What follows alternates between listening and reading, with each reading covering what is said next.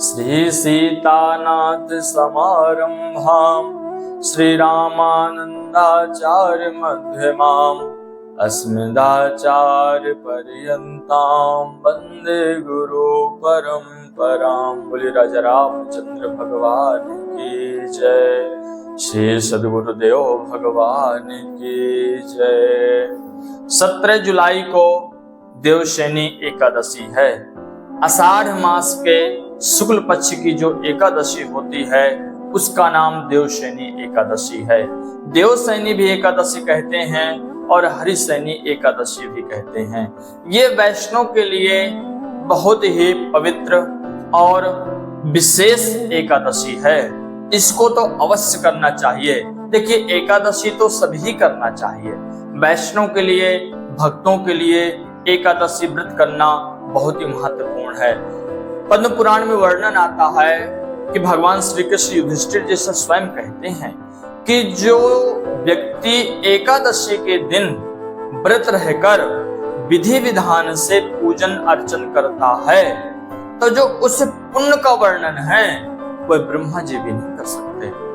तो आइए जानते हैं कि देवशयनी एकादशी क्यों कहलाई जाती है और क्या इसकी कथा आती है। और एक और विशेष बात कि 17 तारीख से ही चातुर्मास प्रारंभ होने जा रहा है। चातुर्मास का हमारे हिंदू सनातन धर्म में बहुत ही महत्वपूर्ण स्थान है। और ये जो चातुर्मास है अर्थात जो 4 महीने हैं, यह जप, तप, यम, नियम के लिए बहुत ही महत्वपूर्ण होता है। लोग बढ़िया जाएं, तीर्थों में जाएं, धामों में जाएं, ठाकुर जी की परिक्रमा करें, पूजन अर्चन करें, ये विशेष होता है। लेकिन आइए पहले हम जानते हैं देवशयनी एकादशी के विषय में।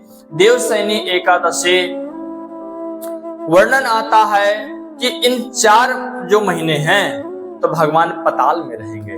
भगवान 2 रूप से, एक रूप से राजा बलि के यहाँ रहेंगे और एक रूप से क्षीर सागर में शयन करेंगे।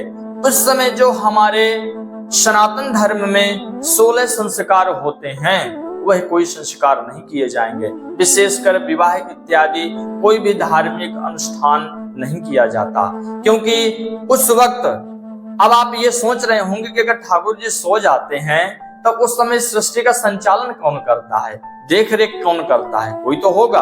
तो उस समय भगवान महादेव इस सृष्टि के संचालन का सारा कार्यभार संभालते हैं। एकादशी के दिन अब हम ये आपको बतलाने जा रहे हैं कि एकादशी व्रत कैसे करें। तो सुबह सर्वप्रथम ब्रह्म मुहूर्त में जाग करके स्नान करके भगवान नारायण की पूजा करें। पूजा में विशेषकर पीले पुष्प, पीला केला भी होता है, केला नैवेद्य के रूप में हल्का भोग लगाएं और बड़े ही पवित्रता के साथ में इस व्रत को करें। इस व्रत के करने से जितनी भी आपकी समस्याएं हैं, जितनी भी परेशानियां हैं, यदि आप भगवान को समर्पित होकर करते हैं तो निश्चित रूप से उनसे आपको निजात मिलेगा। और जितने भी आपके पाप हैं, जाने में हुए अनजाने में हुए, निश्चित रूप से वह क्षय होते हैं, क्योंकि ये विशेष एकादशी है देवशयनी एकादशी। आषाढ़ मास के शुक्ल पक्ष से लेकर कार्तिक मास के शुक्ल पक्ष तक भगवान शयन करते हैं और उसी ये जो समय है बीच के समय को ही चातुर्मास कहते हैं। फिर देव प्रबोधनी एकादशी को भगवान जागेंगे और पुनः धार्मिक अनुष्ठान भी प्रारंभ हो जाएंगे और जो क्रियाकलाप हैं आप लोगों के, हम लोगों के इस सृष्टि के, तो पुनः वो प्रारंभ हो जाएंगे। तो ये बड़े ही सूक्ष्म रूप से हमने आपको देवशयनी एकादशी के विषय में बतलाया।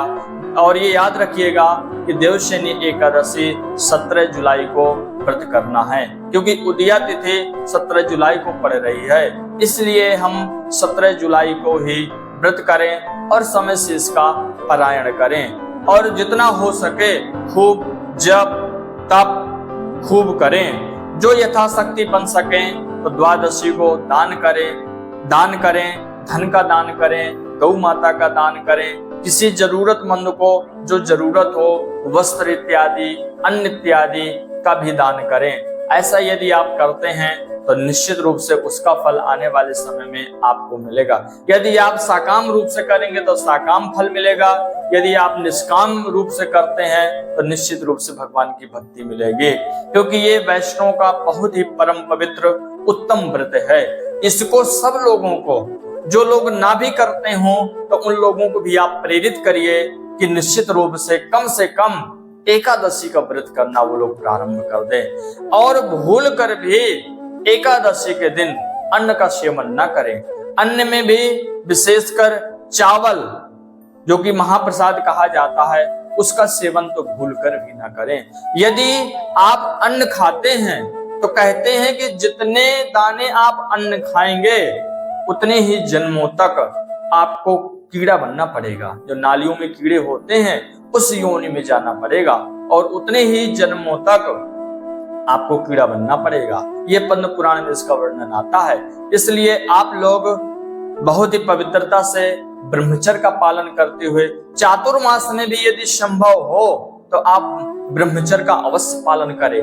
भूमि में शयन करें, भगवान नारायण की पूजा करें, और यदि आप ऐसा करते हैं तो निश्चित रूप से आपको भगवान भक्ति देंगे। भक्ति ही देखिए मुक्ति का साधन है। यदि हमारे जीवन में भक्ति नहीं होगी तो हम चाहे जितना उपाय कर लें, चाहे जो कर लें, हमारे हृदय में किसी भी प्रकार से शांति नहीं आ सकती। ये जो भौतिकता होती है, ये जो माया होती है, ये सिर्फ हमारे जीवन में अशांति पैदा करती है। जितना ये मनुष्य भौतिकता की ओर बढ़ता है, इस दिखावे वाले संसार की ओर बढ़ता है, तो निश्चित रूप से जैसे मकड़ी अपने जाल में फंस जाती है, उसी प्रकार से यह मनुष्य भी धीरे धीरे अपने ही बनाए हुए जाल में धीरे धीरे फंस जाता है। और धीरे धीरे जब समय निकल जाता है तो उसके पास पछताने के अलावा कुछ नहीं बचता। इसलिए समय है हम लोग शास्त्रीय पद्धति को अपनाएं, किसी दिखावे में ना आए, घर पर ही यथासंभव भगवान का नाम जप करें। जो आपके गुरु भगवान हैं उनके अनुसार आप चलें और दिखावे वाले व्यक्तियों के, दिखावे वाले इस भौतिक संसार में आप न पड़ें। यदि आप सावधानी पूर्वक अपना जीवन जीते हैं तो एक सफल जीवन भी होता है और निश्चित रूप से उस जीवन में आप शांति का अनुभव भी करेंगे। और यदि आप भौतिकता की ओर बढ़ते जाएंगे तो निश्चित रूप से एक दिन आप ही को कष्ट मिलेगा और किसी को कष्ट नहीं मिलने वाला। तो ये एकादशी का महात्म्य था जो हमने आप लोगों को बतलाया। बोले राजा रामचंद्र भगवान की जय, एकादशी महारानी की जय।